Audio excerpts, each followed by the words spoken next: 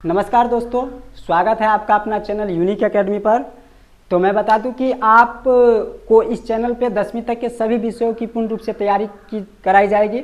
यदि आप लोग चाहते हैं कि 10वीं तक के सभी विषयों की पूर्ण रूप से तैयारी हो तो आप मेरे चैनल को लाइक कीजिए, शेयर कीजिए और सब्सक्राइब कीजिए। तो चलिए आज हम लोग चलते हैं। 10वीं का फिजिक्स का पहला चैप्टर है प्रकाश का परावर्तन। तो जानते हैं प्रकाश का परावर्तन में क्या कैसे होता है, सारा चीज़ हम जानते हैं। देखिए प्रकाश का परावर्तन, तो प्रकाश का परावर्तन को जानने से पहले हम जान लेते हैं कि प्रकाश क्या है। पहले प्रकाश के बारे में जानते हैं। तो देखिए प्रकाश एक कारक है जिसकी सहायता से हम किसी वस्तु को देखते हैं। तो पहले ये बात जानिए कि आप कहीं पे एक उदाहरण ले लीजिए। उदाहरण के तौर पे जानिए कि आप कहीं एक अंधेरा पूरा कमरा है, पूरा अंधेरा कमरा है, उसमें रखा हुआ जो वस्तु है वो आपको दिख नहीं रहा है, वस्तु आपको दिखेगा नहीं। तो दिखेगा नहीं तो क्या कीजिएगा, प्रकाश जलाइएगा, वहाँ पे मोमबत्ती जलाइएगा, टॉर्च जलाइएगा या बल्ब जलाइएगा, कुछ तो जलाइएगा। तो जब उसको जलाएंगे तो वस्तु क्या होगा, दिखने लगेगा, वस्तु हमको दिखने लगेगा। वही है प्रकाश, यानी एक कारक है, उसकी सहायता से हम किसी वस्तु को क्या करते हैं, देखते हैं। तो यदि हमको पूछ दे कि प्रकाश किसे कहते हैं, प्रकाश क्या है, तो प्रकाश वह कारक है, यानी प्रकाश वह कारक है जिसकी सहायता से किसी वस्तु को हम देखते हैं। जब हम किसी वस्तु पे प्रकाश मारते हैं ना, तो प्रकाश उस पे पड़ के हमारे आंखों तक पहुंचती है, यानी प्रकाश उस पे पड़ के फिर वहां से परावर्तन होकर आंख तक पहुंचती है। तो परावर्तन को वैसे हम आगे बताने ही वाले हैं। तो प्रकाश आप समझिएगा है कि प्रकाश एक कारक है जिसकी सहायता से हम किसी वस्तु को क्या करते हैं, देखते हैं। ठीक है, तो चलिए प्रकाश ये समझ गए। अब देखिए प्रकाश जो होता है, तो प्रकाश ऐसा नहीं है कि सब टॉर्च है, बॉल है, मोमबत्ती है तो सब प्रकाश उत्पन्न करता है। कुछ ऐसा पदार्थ होता है जो कुछ ऐसा वस्तु होता है जो खुद प्रकाश उत्पन्न करता है, उत्सर्जित करती है। मतलब कुछ ऐसा पदार्थ है जो क्या करता है, प्रकाश उत्सर्जित करती है। कुछ ऐसा पदार्थ है जो कुछ प्रकाश उत्सर्जित नहीं करती है। तो उससे दो बात हो गई। तो एक हो गया जो प्रदीप्त बोलेंगे, तो प्रदीप्त एक हो गया जो प्रकाश उत्सर्जित करे, यानी कहने का अर्थ हुआ कुछ वस्तुएं, इसका परिभाषा हो जाएगा कि कुछ वस्तुएं प्रकाश उत्सर्जित करती है, यानी कुछ वस्तुएं प्रकाश उत्सर्जित करती है। तो कुछ वस्तुएं प्रकाश उत्सर्जित करती है, उसे हम क्या बोलेंगे, तो उसे हम बोलेंगे प्रदीप्त। अब जैसे देख लीजिए सूर्य तो एक बहुत बड़ा प्रकाश उत्सर्जित, मतलब दिन के समय में हम लोग जो टॉर्च बॉल की जरूरी नहीं होता है, दिया मोमबत्ती लंटेन का जरूरी नहीं होता है। दिया हम लोग के गांव घर में बोला जाता है, उस शीशी में बना लेते हैं लोग सब। तो दिया ये सब मतलब कहने का, लंटेन लंबी सब का जरूरी नहीं पड़ता है। का है तो सूर्य एक सबसे बड़ा प्रकाश है। दिन के समय सूर्य रहता है पूरा, ठीक है, और सूर्य रहता है तो सूर्य क्या होता है, मतलब कि देखिए सूर्य से प्रकाश जब निकलती है तो क्या होता है, ऐसा तो नहीं होता है कि घर में डायरेक्ट हमारे घर में सूर्य पड़ता है। ऐसा तो नहीं है कि घर में डायरेक्ट सूर्य रहता है, चारों तरफ से दीवार होता है, ऊपर से छत होता है। तो कभी कभी देखिएगा, आप गौर कीजिएगा कि क्या होता है कि पूरा घर दरवाज़ा बंद है, कुछ दिख नहीं रहा है, और जैसे खिड़की खोलिएगा या दरवाज़ा को खोलिएगा तो आपको देखिएगा कि वस्तु सब जो घर के अंदर रखा है वो नज़र आने लगा। क्यों, तो प्रकाश जो होता है, प्रकाश बाहर पड़ता है और फिर वह परावर्तन होके छितर जाता है, बिखर जाता है। उसको जानते हैं, उसको छितरने और बिखरने की प्रक्रिया जो होता है ना, उसी को बोलते हैं प्रकीर्णन। आगे हम बता रहे हैं।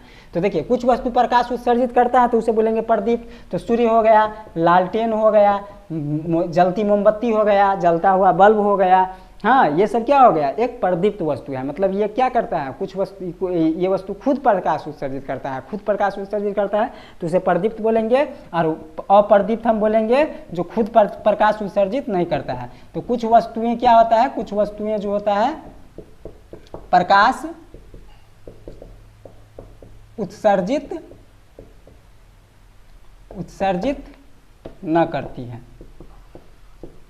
हैं। अब जैसे कहिए टेबल प्रकाश उत्सर्जित करता है, नहीं करता है। देखिए हमारे हाथ में मार्कर को देखिए, ये मार्कर भी प्रकाश उत्सर्जित नहीं करता। बोर्ड प्रकाश उत्सर्जित नहीं करता है, मतलब इस सब के पास प्रकाश नहीं है। ठीक है, तो जो प्रकाश उत्सर्जित करता है उसे हम बोलेंगे प्रदीप्त, और जो प्रकाश उत्सर्जित नहीं करता है उसे हम बोलेंगे अप्रदीप्त। ठीक है, तो आप प्रदीप्त समझ गए, अप्रदीप्त समझ गए। देखिए, और प्रदीप्त और अप्रदीप्त के बाद अब हम लोग जानते हैं प्रकीर्णन। यही बात आपको हम बताने वाले थे कि परकिरणन। परकिरणन क्या होता है? तो प्रकाश जो होता है, प्रकाश जैसे कि हमको किसी वस्तु को देखना है, तो वस्तु को देखना है, अंधेरा है मान लीजिए, वहाँ वस्तु को देखना है तो वस्तु पे प्रकाश देंगे, ठीक है। अब देखिएगा वस्तु पे जब प्रकाश देंगे ना तो वस्तु के आसपास की वस्तु भी दिखने लगती है, आसपास भी वस्तु जो होगा वो दिखने लगेगा।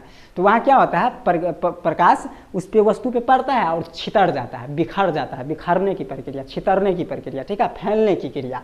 तो प्रकीर्णन किसे कहेंगे? तो जब पदार्थ किसी कण पे, कुछ भी कण हो यानी कोई भी वस्तु हो, किसी कण पे किसी वस्तु पे पड़ के यानी उस पर पड़ने के बाद बिखर जाती है, छितर जाती है, उसी प्रक्रिया को हम लोग प्रकीर्णन कहते हैं। वैसे प्रकीर्णन के बारे में हमको तीसरा अध्याय में मानव नेत्र में बहुत अच्छे से पढ़ना है, कोई दिक्कत नहीं है। तो प्रकीर्णन का परिभाषा होगा कि किसी कण पे पड़ के प्रकाश की बिखरने की प्रक्रिया को हम लोग बोलते हैं प्रकाश की प्रकीर्णन, ठीक है।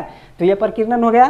प्रकीर्णन को आप लोग समझ गए, प्रदीप्त और प्रदीप्त भी समझ गए, प्रकाश किसे कहते हैं प्रकाश भी समझ गए, ठीक है। कॉपी लेके बैठ जाइए आराम से और सबको कॉपी करते चलिए, ठीक है। वीडियो को रोक दीजिए और कॉपी करते चलिए। चलिए देखिए, अब हम प्रकाश के बाद चलते हैं किरण पुंज। अब एक बात जानना है कि हमको किरण पुंज, ठीक है, किरण पुंज को जानिए। तो किरण पुंज क्या होता है? तो किरण पुंज जिसमें प्रकाश चलता है, किरण पुंज का अर्थ हुआ कि जिसमें प्रकाश चलता है। एक बात पहले ये जान लीजिए कि प्रकाश हमेशा सीधी रेखा पे चलता है, ये याद रखिएगा, ये क्वेश्चन आ भी जाता है कि प्रकाश हमेशा चलता है कौन सा रेखा पे? सीधी रेखा पे, ठीक है। प्रकाश चलता है हमेशा सीधी रेखा पे। अब प्रकाश का देखिए, प्रकाश का तो बहुत स्रोत हो गया। प्रकाश कुछ मानव निर्मित भी होता है, कुछ प्राकृतिक भी होता है। मानव निर्मित किसे कहेंगे? जो मानव ने बनाया है, तो जैसे लंटेन, लैंप, बॉल, ये सब मानव ने बनाया है। प्राकृतिक हो गया जो हम मानव ने नहीं बनाया, जैसे सूर्य हो गया वो एक प्राकृतिक है, ठीक है। तो ये तारा हो गया, तारा वो एक प्राकृतिक है, इससे निकला हुआ प्रकाश ये सब प्राकृतिक हो गया। तो उसी प्रकार से देखिए आगे हम यहाँ देख रहे हैं किरण पुंज। तो जिसमें प्रकाश होता है, तो जिसमें प्रकाश चलता है, जिसमें प्रकाश चलता है, तो प्रकाश चलता है। और एक बात हम बता रहे हैं कि प्रकाश हमेशा सीधी रेखा पे चलता है। ये बात याद रखिएगा कि प्रकाश हमेशा कौन रेखा में चलता है? सीधी रेखा में, ठीक है। तो देखिए किरण पुंज किसे बोले? जिसमें प्रकाश चलता है, जिसमें प्रकाश चलता है। अब प्रकाश के किरणों के समूह को, प्रकाश के किरणों के समूह को, यानी प्रकाश के किरणों के समूह को किरण पुंज कहते हैं। बात समझ गए? नहीं समझे? कि प्रकाश के किरणों यानी प्रकाश है, प्रकाश के कई किरण उसमें होगा, कई किरण का जो समूह होगा, समूह जैसे समूह मतलब क्या? वो केला का ले लीजिए पूरा घौर जी बोलते हैं, पूरा या हाथे ले लीजिए, मतलब 12 ठो, तो उसमें क्या होता है? समूह होता है, केला का समूह होता है क्या। तो आप लोग बाजार जाते होइएगा तो बाजार में क्या होगा? लोग सबका समूह होगा, वहाँ पे लोग रहता है, तो उसी को बोलते हैं समूह। तो प्रकाश के किरणों के जो समूह होता है ना, उसी को हम लोग क्या बोलते हैं? किरण पुंज। मतलब ये जिसमें प्रकाश चलता है, वो हम बोल दिए हैं कि जिसमें प्रकाश चलता है यानी प्रकाश हमेशा सीधी रेखा में चलता है। तो प्रकाश के किरणें का जो समूह होता है ना, उसे ही हम क्या कहते हैं? किरण पुंज कहते हैं। अब देखिए किरण पुंज कहते हैं, तो एक बात यहाँ से है कि किरण पुंज जो होता है, किरण पुंज 3 प्रकार का होता है। किरण पुंज जो होता है 3 प्रकार का होता है, ये बात ध्यान रखिएगा क्योंकि आपको क्वेश्चन आ जाएगा। आगे हम बता रहे हैं कि क्वेश्चन इससे कैसे आता है। तो किरण पुंज 3 प्रकार का होता है, ये बात आप ध्यान रख लीजिए, ठीक है। तो देखिए किरण पुंज 3 प्रकार का होता है। तो कौन कौन किरण पुंज होता है? तो पहला किरण पुंज समझिए, अपसारी किरण पुंज। पहला हो गया अपसारी किरण पुंज, ठीक है। दूसरा हो गया आपको अभिसारी किरण पुंज,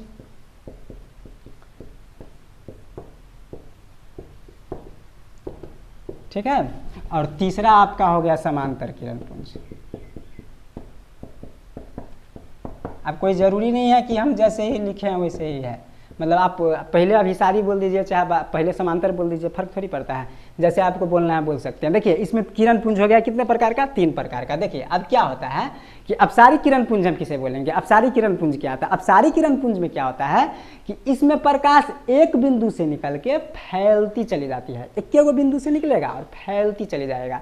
तो वैसे किरण पुंज को हम लोग बोलते हैं अपसारी किरण पुंज, यानी वैसा किरण पुंज जो एक बिंदु से निकलकर फैलती चली जाए उसे हम लोग बोलेंगे अपसारी किरण पुंज। अब सीधा देखिए, ध्यान से देखिए इस चित्र को, ठीक है। एगो बिंदु है, इससे प्रकाश निकलेगी, इधर जाएगी। देखिए इस तीर पे ध्यान दीजिए, इस तीर हम नंबर बना देते हैं। देखिए ये हो गया एक किरण, एक बिंदु से निकल रही है किरण और निकल के फैलती चली जाती है। देखिए ये हो गया, और तीर ऐसे लगाइए, ऐसे, ठीक है।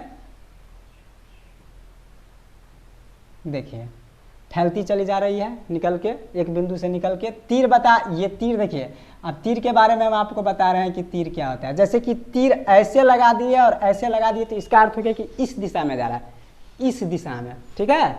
और यही तीर को ऐसे घुमा दिए तो इसका अर्थ इस दिशा में आ रहा है, ऐसे।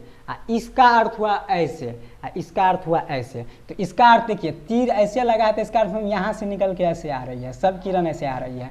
तो हम अपसारी किरण पुंज किसे बोलेंगे? तो एक बिंदु से निकलकर फैलती चली जाए उसे अपसारी किरण पुंज कहेंगे, ठीक है। चलिए अब देखिए हम लोग अभिसारी। तो अपसारी और अभिसारी एक दूसरे का अपोजिट है, यानी अपसारी किरण पुंज क्या किसे कहेंगे? तो प्रकाश की किरण एक बिंदु पर आके मिले। इसमें क्या था, एक बिंदु से निकलकर फैलती चली जाती थी।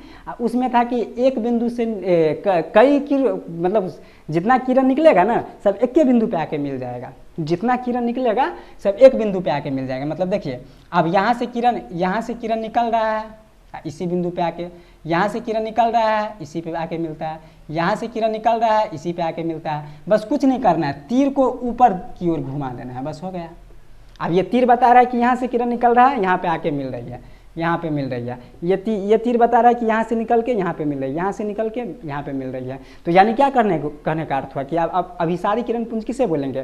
तो प्रकाश की किरण एक बिंदु पर आकर मिलती है या मिलती हुई प्रतीत होती है, ऐसा भी बोल सकते हैं, मिलती है या मिलती हुई प्रतीत होती है। तो क्या आराम से समझ लीजिए कि अभिसारी किरण पुंज किसे कहेंगे? तो प्रकाश की किरणें एक बिंदु पर आकर मिलती है या मिलती हुई प्रतीत होती है, उसे अभिसारी किरण पुंज कहते हैं। देख लीजिए दोनों को, मतलब अपसारी किरण पुंज तो नीचे में है तीर होगा और अभिसारी किरण पुंज तो ऊपर में है तीर होगा, ठीक है। ये चित्र भी बनाते रहिएगा। चलिए समांतर किरण पुंज। तो समांतर किरण पुंज में क्या होता है, एक दूसरे के समांतर हो जाता है, एक दूसरे के समांतर हो जाता है। यानी कहने का अर्थ हुआ कि ये भी सीधी रेखा, ये भी सीधी रेखा, ये भी सीधी रेखा, मतलब एक दूसरे के समांतर हो जाता है। ये तीर आप कोनों में लगा दीजिए, कोई दिक्कत नहीं, इधरों लगा दीजिए उधरों, कोई दिक्कत नहीं है। तो ये समांतर तो जानते ही होइएगा कि इसको कहीं तक भी बढ़ाएंगे अनंत तक तो एक दूसरे को कहीं नहीं काटेगा, उसी को समांतर रेखा कहते हैं।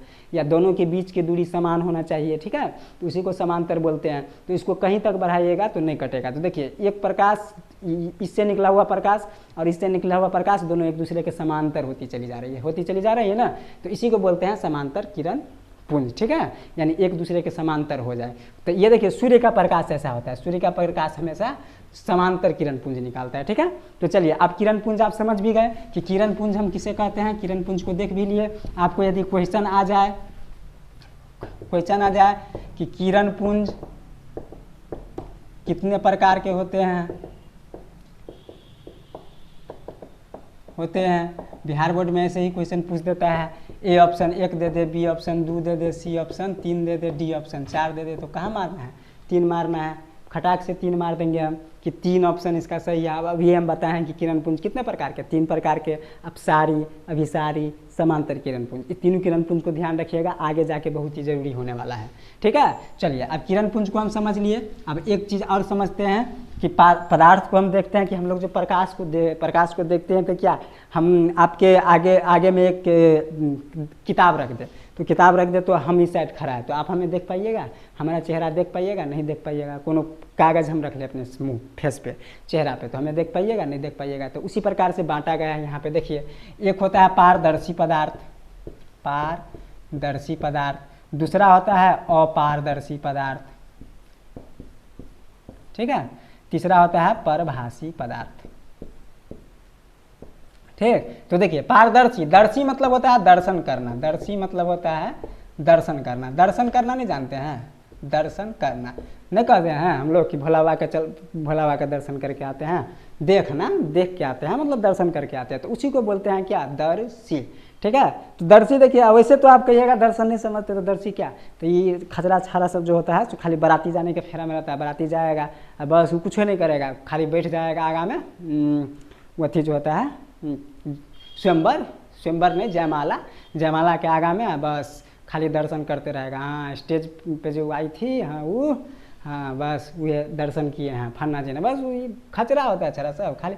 अब ये पूछेंगे कि किरण पुंज कितने प्रकार के होते हैं तो मुँह आएंगे ऐसे करके, पते नहीं है। अब ये दर्शन वाला सब, हाँ इस सब में आगा रहता है। चलिए देखिए पारदर्शी पदार्थ क्या होता है, पारदर्शी पदार्थ क्या होता है उसको ध्यान दीजिए। तो देखिए पारदर्शी यहाँ नाम है पार, और दर्शी मतलब बोलबे कि यहाँ दर्शन। तो ऐसा पदार्थ जिसे पारदर्शन हो सके, मतलब उस पारदर्शन हो सके, मतलब कहने का अर्थ हुआ कि जिससे होकर प्रकाश पार हो जाए, जिससे होकर प्रकाश पार हो जाए उसे हम पारदर्शी पदार्थ कहते हैं। जिससे होकर प्रकाश पार हो जाए उसे हम क्या बोलते हैं? पारदर्शी पदार्थ बोलते हैं। ठीक है, तो चलिए देखिए, जिससे होकर पार हो जाए। अब जैसे कि आप आराम से समझ लीजिए कि एगो क्या है, रूम है, उसमें सब कुछ है, दिख रहा है वस्तु, अंधेरा नहीं है। हाँ, अंधेरा नहीं है ऐसा मान लेते हैं। उसमें एक व्यक्ति और दूसरे व्यक्ति दोनों एक दूसरे के 10 मीटर के दूरी पे खड़ा है, तो आराम से देख लेगा, वो भी देखेगा उसको, वो भी देखेगा उसको, नहीं देखेगा। तो हवा देखिए, अब दोनों के बीच में हवा है, उस दोनों के बीच में हवा है, तो हवा है, बीच में तो हवा है, लेकिन तो भी वो एक व्यक्ति दूसरे व्यक्ति को देख रहा है। तो देख रहा है तो इसका मतलब हवा भी हो गया, जैसे हो गया हवा। हवा भी कौन पदार्थ हो गया? पारदर्शी पदार्थ। नहीं हो गया हवा? हवा हो गया पारदर्शी पदार्थ। देखिए मेरे पास ये है कांच, शीशा, ठीक है, शीशा। अब शीशा में देखिए, अब ये लिख दिए पारो। हाँ, ये तो आपको देखबे करेगा, लीजिए पारो रानी।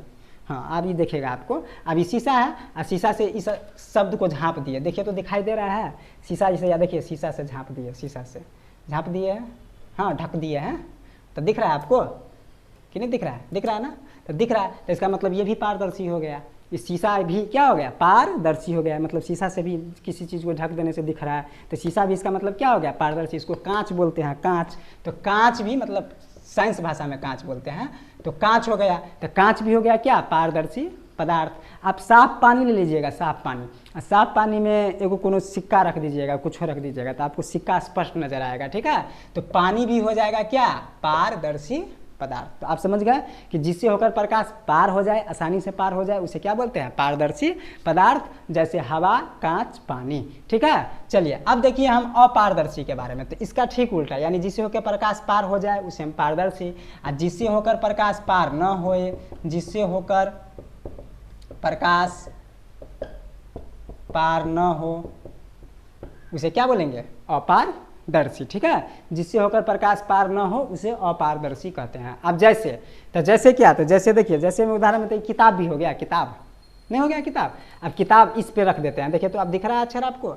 नहीं दिख रहा है, तो ये अपारदर्शी हो गया। ठीक है, जैसे कि यहाँ पे 5 लिख दिया, अब देखिए हम अपने हाथ से ढक देते हैं, दिख रहा है 5 आपको?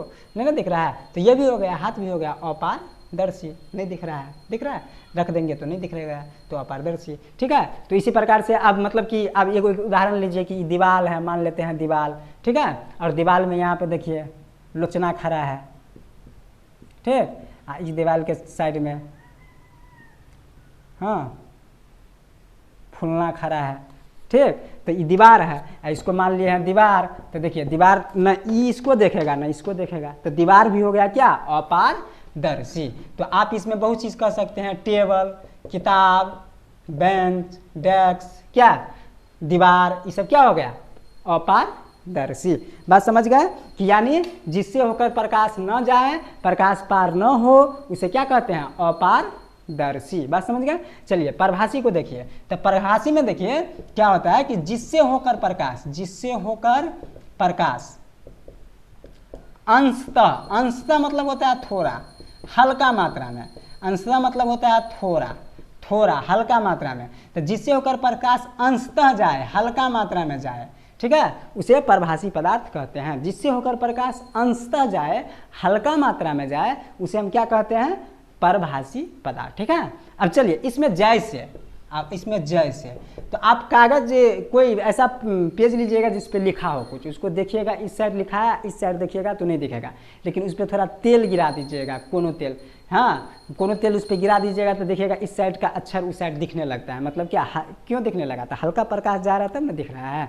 इसमें आप किताब में क्या था कि प्रकाश इस मारते हैं, ऐसे टॉर्च मारेंगे तो इस साइड नहीं पार कर पाता है, तो इसलिए इस साइड का वस्तु इस साइड नहीं दिखता है। ठीक, लेकिन यही इस पर एक पन्ना ले लेते हैं, इस पर हल्का तेल लगा देंगे तो देखिएगा कि इस साइड का अक्षर उस साइड क्या होता है? दिखने लगता है। तो दिखने लगता है तो इसका मतलब क्या? तो जैसे में क्या? तो तेल लगा हुआ कागज। जैसे में क्या? तेल लगा हुआ कागज। अच्छा दिख रहा है इधर, देख लीजिए, नहीं दिखता है तो हम बोल रहे हैं, लिख लीजिएगा, तेल लगा हुआ कागज। बात समझ गए ना, यानी तेल लगा हुआ कागज हो गया। हाँ, पन्नी कह सकते हैं, पन्नी रंगीन वाला जो पन्नी होता है वो पन्नी कह सकते हैं, गुब्बारा कह सकते हैं, बैलून।